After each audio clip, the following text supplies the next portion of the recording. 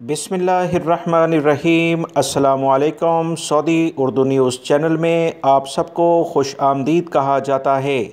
बहुत सारे पाकिस्तानी और इंडियन भाइयों की जानिब से कहा जा रहा है कि वो वाया यानी बरास्ता दूसरे मुल्कों से होते हुए सऊदी अरब आ रहे हैं। ऑलरेडी उन्हें 4 से 5 दिन वहाँ पर हो चुके हैं।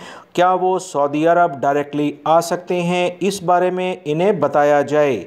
याद रखें दोस्तों, अगर आप किसी और मुल्क में पाकिस्तान और इंडिया से वाया करते हुए ऑलरेडी निकल चुके हैं और वहां पहुंच चुके हैं तो बेहतर है वहीं पर आप 14 दिन का क्वारंटाइन करें और सऊदी अरब में आ जाएं।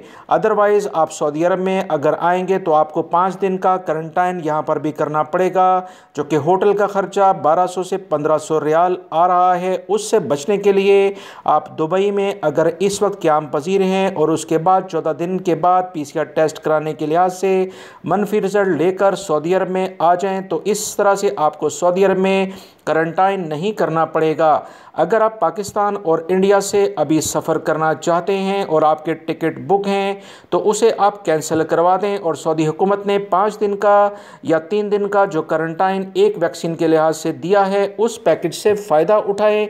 डायरेक्टली फ़्लाइट्स लेकर आएंगे तो ज़्यादा बेहतर है। ये कुछ अहम मालूमात बहुत सारे भाइयों की बार बार सवालात की बुनियाद पर शेयर की जा रही है। वीडियो लाइक करके शेयर भी कीजिएगा। अस्सलामु अलैकुम।